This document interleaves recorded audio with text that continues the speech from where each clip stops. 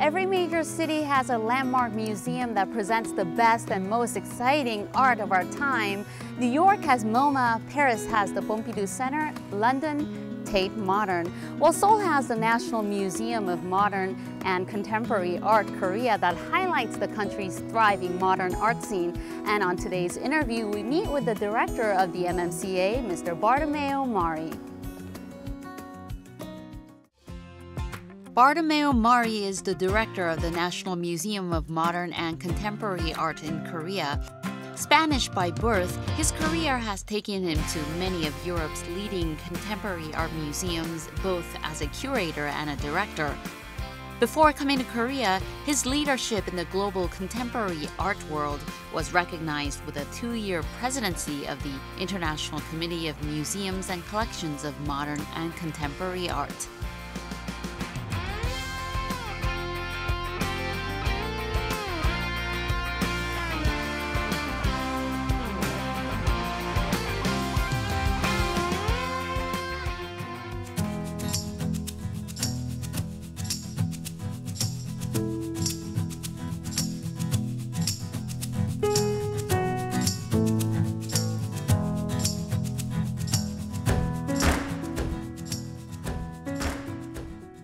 Welcome to our program. It's a pleasure to meet you. Likewise, thank you for having me. Now, you were tapped to be the director of the National Museum of Modern and Contemporary Art Korea back in December 2015. It's been a little shy of 3 years, so how has it been? It's been a very intense and very, very beautiful experience. I have the sensation that nearly 3 years have condensed in the very intense, short 5 minutes period, but that means that it's been extraordinarily good. Is Korea starting to feel a little bit like home now to you? Oh, it certainly does feel like home since a long time, and I'm really enjoying it. Now, what are some of the changes that you see in yourself at work or in your daily life, maybe compared to 3 years ago?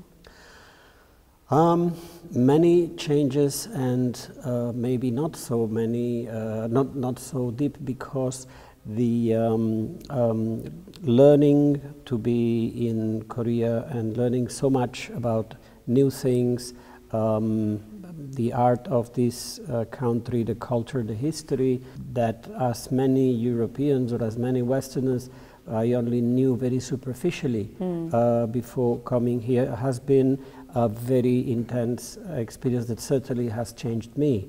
It has changed my ideas about what modern means. It has also changed ideas about what the present and the relationship of the present with the past is. At the same time, I believe that we are all global citizens and that we transport our own culture and we make it part of other cultures as well as we change. So I recall all this period as a very important learning experience, as if learning is an endless process that never ends.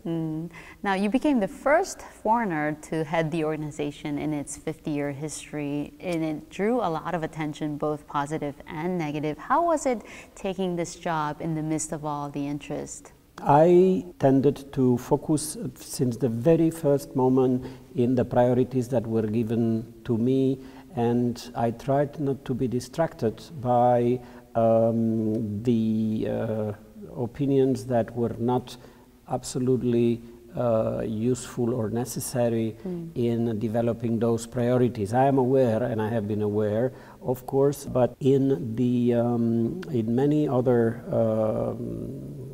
countries where I have worked before, namely in the West, it is very, very common that foreigners take positions in art institutions, even national institutions in different countries. It is, I'm here because of the professional skills and experience that I can bring to this institution, and that's what it counts, I hope. So that I hope to be judged not because I the place I come from, but because of the results of the work I do. Now, I'm sure you've had your fair share of difficulties and challenges, especially taking on this job in a country whose culture you may not have been familiar with in the first place. What were some of the biggest difficulties, and how were you able to overcome them? Well, the truth is that anywhere you work, even in your native country or the country of your origin, there are serious challenges when you work at this high level of responsibility. Sure. I have, since a very long time, worked in different countries, done my own, even at the position of director of a major institution, always public institutions. Of course, the Korean culture is very different than any of the European cultures I have been working in, but at the same time, it is not an impenetrable culture, and I have had a lot of help from people around me, including my staff, that have made everything very easy, and they have been very patient when we were stuck in situations of mutual comprehension. So language is there is a distance, but it's everything has been made very easy in order to function and hopefully develop this institution according to the needs and the mandate that was given. Right. I'm sure that having that support from your staff helps you a lot in getting through those challenges. Now, what kind of changes has the museum gone through under your leadership? The most important changes, although sometimes maybe not having produced all the results that I wished, they would have been an important reshuffling of the organization that has included the creation of some departments that, in my opinion, are central to the development of a museum of our time, and that either didn't exist when I arrived, or they were in a very embryonic, very small configuration. Sure. I mentioned, for instance, the development of the communication department that has to do not only with design or with press, but a large notion of making this museum talk and listen to, it's not only talking to, but also listening to large segments of the Korean society. That means not only the circles of specialists that regularly already are part of the museum's life. That is a very important one. A second example is a department which is a hybrid department that actually is two departments in one, and that still is too small in size of staff and in capacity to work, but it started very, very good, and that is the department that we called Research and Publications. Those are the most visible ones, among other reorganizational decisions that had to do with simplification of the structure, gaining efficiency, and also gaining transparency. Now, one of the notable changes that you've brought to the organization is the reduction in the number of exhibitions. Now, as a layman, you would think the more the merrier. Clearly, I'm not the expert, you are. So tell us about the reasoning behind your decision.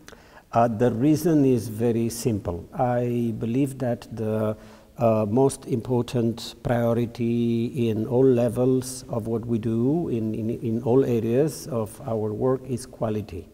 Quality is a big word that rules everything we do, and in order to provide with the necessary level of quality that was demanded, it is necessary to reduce quantity. I must say that the number of exhibitions that the museum was doing when I was appointed was far too high. There was an incredible rhythm of constant openings, also because the museum manages 3 different buildings, but it has a staff that is very reduced and a budget that doesn't correspond exactly with that proportion, we needed to make a choice. And my choice is quality, with the hope that the audiences will also enjoy better a program of exhibitions that take longer and that go deeper into making the work of artists understood and enjoyed at the same time. Perfect. Now, apart from quality, what are some of the factors that you take into consideration when putting together an exhibition? Well, my way to look at that is considering the entire program as a unity, and not only the program of 1 year. Museums, serious museums, have to work in the long term, have to have time to invest in research and in production, especially if they want to have an international impact. The unity has to offer diversity as well. It means, since we are the National Museum, we have to offer a program that represents the multiple areas and the multiple genres and supports, but also the multiple sensibilities that different generations of Korean artists are expressing. And one of the things that I am very sensitive to is to try to make a program that is more gender balanced. Oh wow, okay. That's important. The programs for a long time, they were very male dominated, and women artists must have equal opportunities. So we're trying also to regularly include the many great women artists that this country has produced in our program. I want to know the process that goes into putting together an exhibition, or choosing an artist, or choosing an exhibition, and actually bringing it to fruition. The process can be laborious and long. I insist that museums have to work very slowly.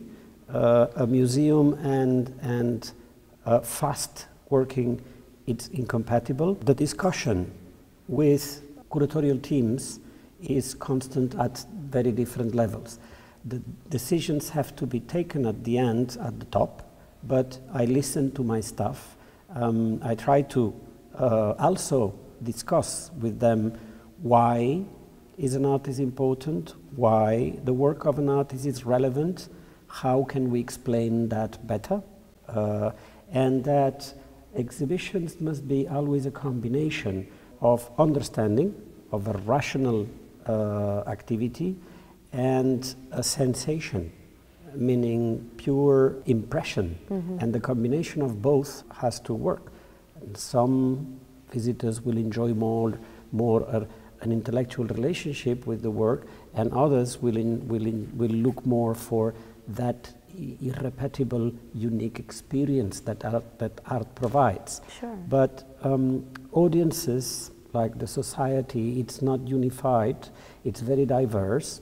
So exhibitions and programs have to answer very different needs and very different interests. And the exhibitions become real when we make sure that it's the right time, the right type of exhibition, the right approach, or we have a great opportunity we should not miss. That sometimes is always also the criteria. I think those are very important questions that you ask to your staff. What is the importance, what is the relevancy of an art piece or of an exhibition, right? And that is the most interesting part of my job. It's getting to discuss with very smart people, all of them knowing much more than I do about art and especially Korean art. The discussions that I seek to create and I seek to develop is what really motivates and the most rewarding part of the work I do. That's what you bring to the table, I feel like, as a foreigner, as someone from the outside coming into the Korean art scene. I think you're bringing that intellectual challenge as well, which is terrific. Now, oftentimes museums are known for the exhibitions that they put on. Now, in your opinion, what were some of the best exhibitions that this particular museum has put on so far since your leadership? Even if exhibitions are temporary and they come and go, this is what makes most of the identity of a museum of contemporary art. A collection stays forever, but what people remember is exhibitions. And I think in this short period of time that we've been programming here, I would mention 3 exhibitions that were particularly important. The Egyptian Surrealism exhibition that was shown in Deoksugung was a very good example of how the notion of modern art has grown through the 20th century in very original ways outside of the traditional centers of power. And we did that show because we were preparing an exhibition that we were calling at the time Surrealism in Korea. And there has been a debate whether in Korean modern art there has been a surrealist production of art, an art that can be called surrealist or not. And that debate is very interesting. The second exhibition that I want to mention as a very exceptional one was Shin-Yo-san, The Arrival of New Woman, that was shown recently also at the Deoksugung Palace, and that it looked at the emergence of women as a social actor at the same time as they emerge as artists, and in a moment where, due to many different reasons, and especially under the Japanese occupation, Korean society changes very fast. But considering that in the world we live in, still we live in a male-dominated culture, looking also at an example of the beginning of the emancipation of women was very, very important to do here in the show. The exhibition was absolutely fabulous. And I'd like to mention a third exhibition that was shown at the Gwacheon venue last year. It was called in English Rewriting History, and it was one of the most beautiful exhibitions about performance art that I've seen ever in my life, I must say. It was an exhibition featuring artists from Europe and Asia mainly Japan, China, Korea. That exhibition was chosen among the 3 best exhibitions in Asia in 2017 by some media, and an evidence that with time and with dedication and the work of the great curators that are in this museum, our program is top international level. So let's talk about the collection the MMCA has. Just to name a few, it has some great artworks by Lee Jung-sup and Kim Han-gi. Tell us more about some of the museum's prized collection. The collection of the National Museum of Modern Contemporary Art has a very interesting story that is strongly linked to the modern history of this country. At this moment, we have very important exhibition at the Deoksugung Palace that talks about anniversary of the opening of the building that we use as the Museum of Modern Art, and that was built in 1938 as an extension to the Yi Family Museum of Modern Art under the Japanese occupation. What was once the residency of the emperor had been turned into a museum, and there was an extension added to it. The problem is that what was shown in that Museum of Modern Art was Japanese modern art, and in the extension to the museum, Korean archaeology and craft was shown in what is in fact a very clear colonial message. We have to wait until 1972 to have the first exhibition of Korean modern art in Deoksugung Palace, and from there onwards the collections of the museum begin to be constituted.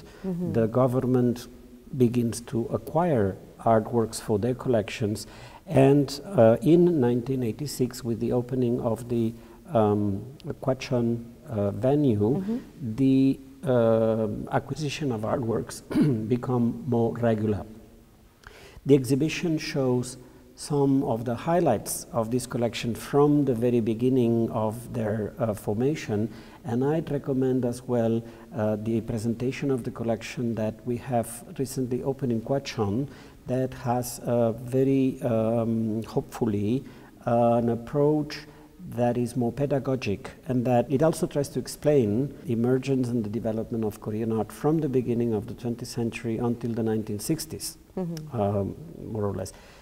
Exhibitions with the collections have to begin sometime and end somewhere, otherwise they become endless and somehow chaotic, and new presentations of the collection will look at not only the individual artists, some of whom very famous and prized, some also not so well known, but equally important and significant. And I believe that the museum has to work with the collections in such a way that it brings history into the present, and that we can look at it in order to imagine the future.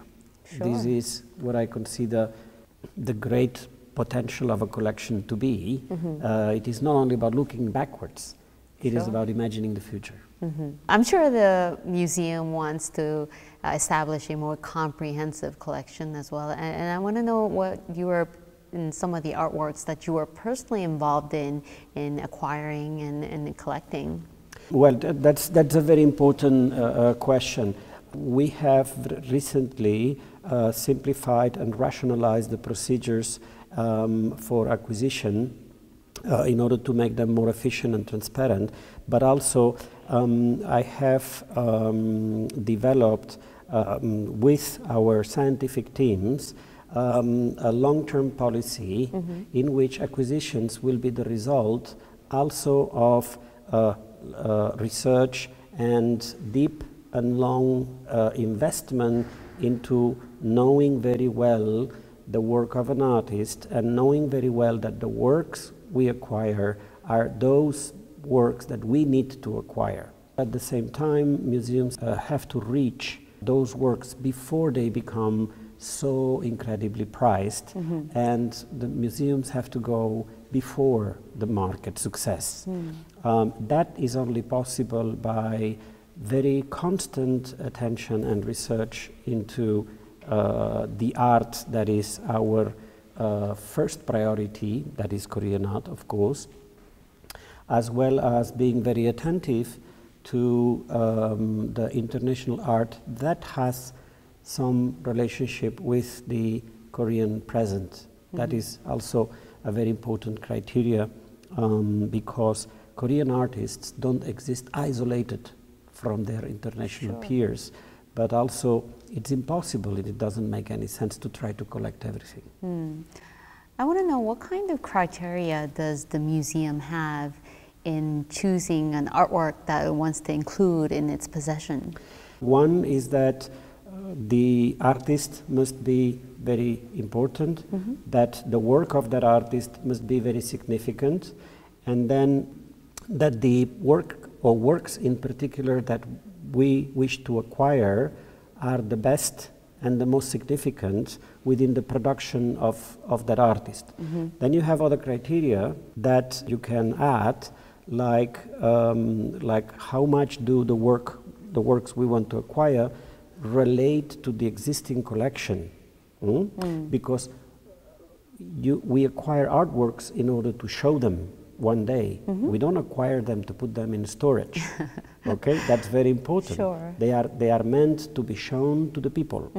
So the exhibition is a very, very important objective of the acquisition. With very good artworks, you can do many things. Very good artworks don't have one unique place. they can play different roles. Imagining those different roles is a criteria by which you can decide whether acquiring that work is a priority or not.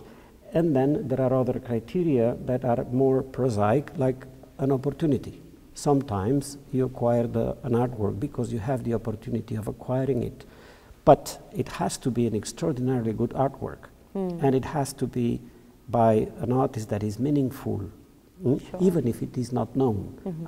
It's not about being famous or being very expensive. It's about being very meaningful. Now, would you say the museum is interested in expanding its domestic art collection or the international art collection? The international art collection is one of the areas in which the museum has a great opportunity of growing. The works by international artists that are in the collection of the museum right now are very, very good. I really insist they are of very high quality. I do not see so clearly the way in which they relate to the Korean art collections, but they are very good. So what we try to do is to build or to acquire works that can talk to the Korean art collections in different ways. It's not about influence, it's not about filiation, it's not about who was first. It is about how is meaning constructed, knowing that artists were never disconnected from their environment. Even in the 19th century, Korean artists were very well connected with their peers in the region. It is not possible to make art from isolation. It's never been possible. Artists have always been extraordinarily well connected, and since in the 20th century, there has been an accelerated exposure to the rest of the world, especially after the 90s. The late 20th century is a big qualitative jump for many reasons.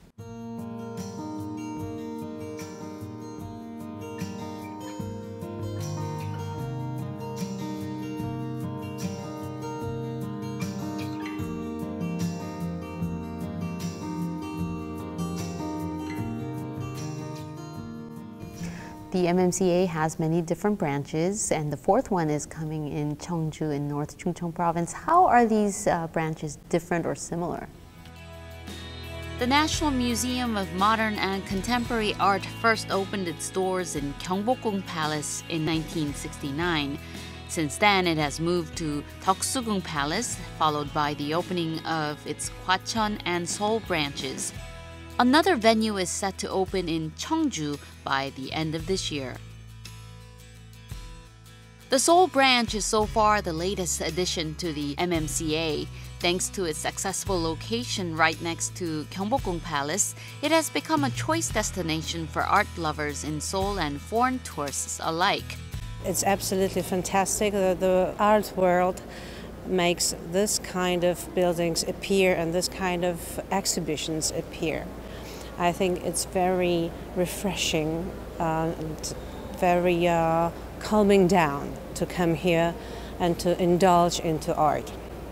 제가 미대생이라서 미술관을 자주 다니려고 노력을 하는데 비중 있는 전시도 많이 열리고 하는 것 같아서 다른 미술관과 차별화되는 그런 장점이 있는 것 같습니다.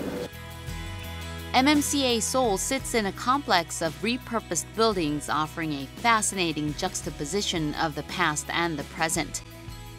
A public museum open to all, the MMCA presents screenings, performances, and educational programs on top of its world-class exhibitions. Identity of each branch is something in which we take special care, while my policy is to say that MMCA is one museum, so that the same policy applies for any of its venues. However, it is clear that MMCA Deoksugung is the place where we focus on the contemporary exhibitions of modern art. We focus on MMCA Gwacheon as the place where we look and when we focus on the collections, mainly our own collections, but also international collections. I see. MMCA Seoul is the place where Korean and international art meets in all its diversity and all its different languages and genres, from modern masters to younger artists. And the opening of MMCA Cheongju at the end of this year will add a new venue focused mainly on conservation storage, but also on the region, to bring contemporary art as well to that context. So many milestones for this year as well as next year. Next year will be the 50th anniversary, I believe, for the whole museum now. So big congratulations to you. I'm sure you're very busy.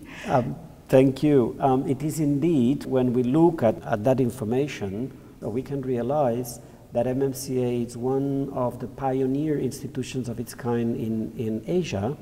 And actually, it is older than many big institutions in the West. When we add the different venues that we just described, it also makes us realize that it is one of the biggest institutions in the world. And I hope that it will be soon clearly recognized as one of the most original and of the highest interest and quality, also not only in the region but also globally. Right. Let's talk about one of the exhibitions that is going on at the moment. It's one by photographer Akram Za'tari. Now, I know you took on another role this time as a curator and met with some of the visitors. How was that experience like? Yes, well, in the West, it is not strange. It is quite common that museum directors are also curators, and they are involved directly in the making of some exhibitions. Reason for bringing it here deals with photography in a very radical way. I believe it's very important to introduce as an interrogation in relationship to the modernity of Korea. And that the question is, what is the role of photography in the development of a modern culture? For Akram Za'tari, he has a very radical way to address the end of photography as we have known it. And this is very important because we are no longer in the culture of photography that lasted for more than a century. It's over. Where we are now and where we will go, it's not yet totally clear to me, but it's clear that what it was is finished. And he deals with that problem in a very beautiful and very radical way. That's what I like as a contribution also to the debate about what is modern in the Korean art and culture as well. So now, before you came to Korea, you were very much involved in curating and the interpretation of artworks. Tell us more about that as well. I worked most of my life as an exhibition curator in different roles and positions within institutions, but my background is not that of a manager or that of a marketing person. It's that of an exhibition maker. And I also have been advising public collections in Europe for many years, and I have been taking care of also public collections in the museum where I worked before.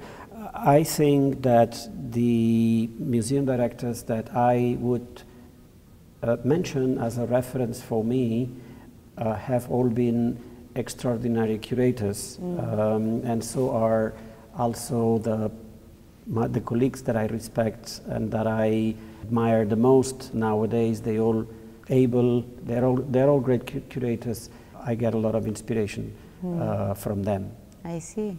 Now, you majored in philosophy, and you liked contemporary literature as a youth. And so how did you set your foot in the world of contemporary art? The truth is that I got involved with contemporary art by total accident. It just happened one day. I was somewhere and someone happened to be there at the same time, and something started that has brought me here. It wasn't planned, and I didn't know that what I do was a job. In fact, for many years it wasn't a job, it was like rock and roll, and it paid, so I could make I became financially independent very, very young, and my parents were very happy, so they didn't have to sustain me, but one day that became a job, and one day it became the thing that I really like to do, but it started by total chance. I see. How did your understanding of philosophy and your deep interest in literature help you delve into and better understand contemporary art? In fact, through the early 20th century, literature and the visual arts are strongly related. So if you study Baudelaire, or if you study Mallarmé, or the Russian experimental poets, you are immediately transported to the visual arts. By having studied the history of ideas, it means that I am free from the conventions of art history, for good and for bad. It has good things and bad things, but that's how it is. However, the entering visual arts through the history of ideas and through the production of literature allows me to transit through other paths that sometimes I believe, or I have the fantasy, that are more original and more fun to explore. You spent most of your professional career in the old world of art in Europe, and this is your first time in Asia, the new world, if you will. Yes. Now, how has the experience been different? The art environment, the art scene. Korean system of the art is nearly identical to any other system. What is different is the history and the composition of the people. The Korean system also functions with artists, with galleries, with art critics, maybe less, but they exist, with museums, with alternative spaces. So the players, with collectors, the players in the system are exactly the same than in any other place. What is very different is the way with which artists elaborate their works, and that's where I find it fascinating to learn and to discover more and more, because the references and the mechanisms they use are different. The West completely excluded tradition from modernity, especially through the avant-garde.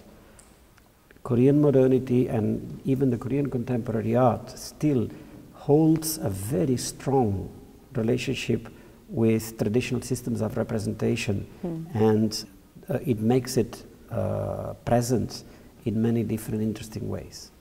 How does a museum present an artist and his or her artworks effectively to the audience? It varies a lot depending on the work of the artist. One of the things that is a must is that the museum should be honest with the work of the artist in relationship to the audiences. What does honest mean?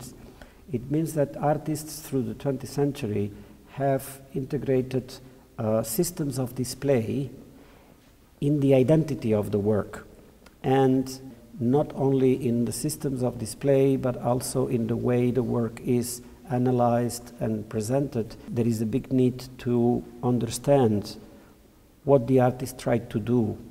If the artist is alive, it's very easy. You just discuss, fight, and engage and work with him or her. Okay? When the artist is no longer alive, then you have to interpret through history.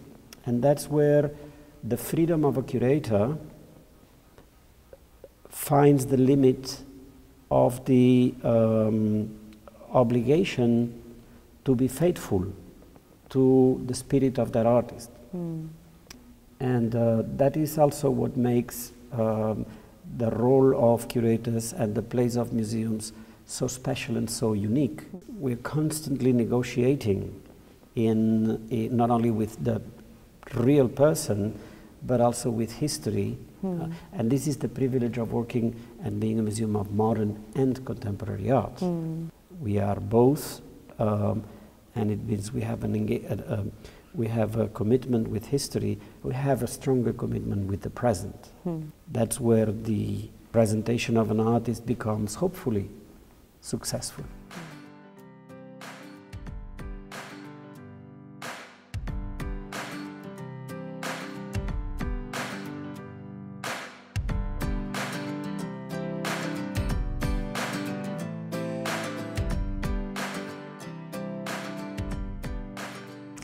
I know you spend a considerable amount of time and effort in understanding Korean art so as to help put it on the international maps. Tell us about some of the efforts that you're making. I do believe that Korean artists make art that can be enjoyed and understood by many more people than just Koreans. And what I try to do is to not only read as much as I can about the history and the present. I try to speak with specialists, starting with my own staff, the curatorial teams of the museum, but also many people outside. I try to see as many exhibitions as I can. I speak with artists and I visit artist studios as much as my crazy agenda allows me, which is not much. But I try to learn not only from books and texts, but also from speaking to people and looking at things. I want to say that it's not my objective to become a living encyclopedia about Korean art. That's not my role. My role is to make different specialists that are much better than myself work together for the good of this museum.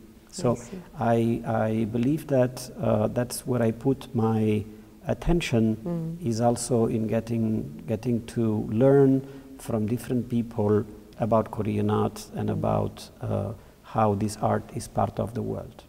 I'm sure you meet and discover a lot of young and up-and-coming artists as well in Korea. What is your general assessment of them? Do you see a lot of potential? Okay, I'm not gonna try to be nice, but I will say that the level of the younger generations of artists is incredibly good, very interesting. They are not only very well prepared and very well skilled, but also they have a notion that they belong to such a compressed modernity, and they are free. For a young artist in France or in Germany, it's very difficult to be an artist because the past is very heavy. Picasso is there, Joseph Beuys is there, Andy Warhol is there. History is not that heavy for a young Korean artist, so they are more free. I see. I've never thought of it that way, but interesting.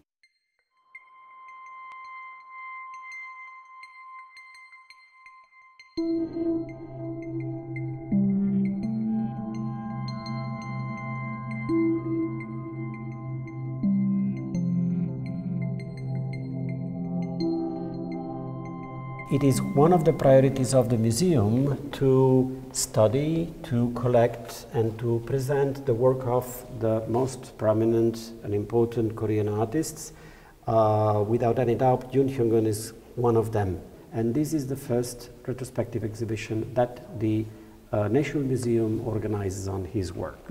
This painting was painted right after Gwangju massacres in May of 1980, rising for the democratic movement. And it is one of the most troubled paintings of that we see in the exhibition. This is the one that shows chaos, confusion, rage, and refusal. And it is also an important way to say that regardless of the abstract language, artists have been engaged, committed, and involved. Yoon Hyung-un lived through the Japanese occupation, the independence, and the Korean War. He had been imprisoned several times, he had been sentenced to death, and saved his life miraculously. So he didn't dedicate himself to art constantly until 1973, when he was over 40 years of age. The color palette of the artist is very varied in the beginning and strong, while at some moment, and we know what moment it is and why, he refuses color completely and focuses on the use of these two very dark colors, the combination of which gives us the impression of black. He almost went from being playful to a little bit dark and more profound and a little bit sober. Or we could say as well that he became playful with less instruments, with having refused or having abandoned the diversity of elements, focusing on the repetition of a very few ones. Do you think Korean art, fine arts, is somewhat underrated, and if so, why? It is still not as well known and appreciated as it should and it deserves to be. That is my feeling. Why is it so? My only intuition at this moment is that there has been little critical appreciation of it that can be appreciated internationally. For instance, the amount of bibliography that is available about Korean art or Korean artists that can be distributed globally, and that means in foreign languages, is very, very small. There are more and more, and every day there are more, but still they do not get easily international distribution. You don't find, it's not easy to find books on Korean art or Korean artists in London, in bookshops in Paris or in Los Angeles or so on. Truth is now a large number of Korean artists that have acquired international reputations. And this is mainly the work of the artists themselves, and it is also the work of a handful of good galleries that have brought them to the international markets. That's the reality. So, in my opinion, what we need to do now is to add museum work to that landscape and make it connected with the institutional international landscape. Truth is that there are many exhibitions of Korean artists in international museums going on, and there will be more. And we would like to be at the initiative of more of these exhibitions, and we hope to contribute to that. I know the museum has some exchange programs with other esteemed museums around the world. Tell us about some of them. We started discussions as early as 2016 with different museums in Europe and the United States in order to work together for the production and presentation of some very important exhibitions with Korean art. I would like to communicate the exact content of those projects when the agreements have been solidly concluded, and we are in the middle of the discussions and negotiations. I am sure that we are on the right track. We are talking with very important partners in very good conditions, and we just need to bring those projects to a good result as soon as we can. What kind of a role do you think a contemporary art museum plays in this day and age of fast-paced digitalization? I am completely convinced that the role of the museum is to make it slow down, and it's true that everything goes faster and faster in our lives, so the museum is a place for slowing down. I think it is the responsibility of the museum to put order in the chaos. And of course, we will not agree. There will be no global, no total agreement about what is order. okay? But the debate about it, it's what makes a culture be alive. And that is what I believe the museum should be the place of, that debate where we contrast experiences and feelings with ideas and values. And that's what we do every day in our lives, but we do it in private. And the museum is a public space. And it's the place to encounter beauty. And it's the place to enjoy forms of imagination that are absolutely necessary. That is what I believe the role of the museum is. It's a public space that slows down the crazy speed in which we live. I see. Well, tell us about some of the exhibitions that you're planning to hold, some future plans that you would like to share with our viewers. I'd like to mention a very important exhibition that we are discussing with our curators for the 50th anniversary of the creation of MMCA. And we began with different ideas, but we are right now kind of shaking the important idea that will bring us somewhere very beautiful, and it is about the fact that in 2019, when we celebrate the 50th anniversary of the creation of the museum, we also celebrate the 100th anniversary, March 1st movement. The values that impulsed that movement are universal today, and we'd like to interrogate in which way are still alive.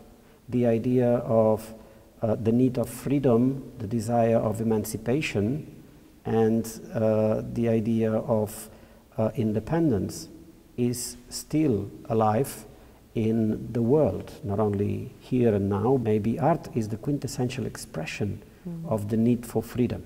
The exhibition of the 2018 edition of the Korean Artist Prize that brings together new works by 4 young Korean artists that have been selected by a jury and that will offer their new productions in the museum. And this is an annual exhibition that features new young values in the Korean art scene.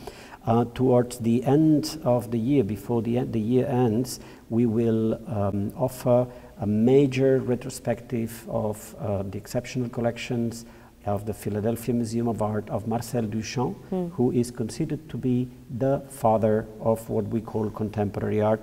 And this is going to be really an exceptional occasion to enjoy major works by this very important artist, and many more exhibitions, but it would take long to describe them all. All right, well, sounds exciting. I'm sure all the visitors will be excited to see all those great exhibitions and much more that you have in store for us. We hope so. All right, thank you so much for your time today. Thank you so much indeed. Well, I've spent about half a day talking to the director and enjoying the great artworks that are on display. It was really not only a feast for the eyes, but also for the soul and the mind as well. That was our interview for this week. Thank you so much for watching. Do join us again, same time next week.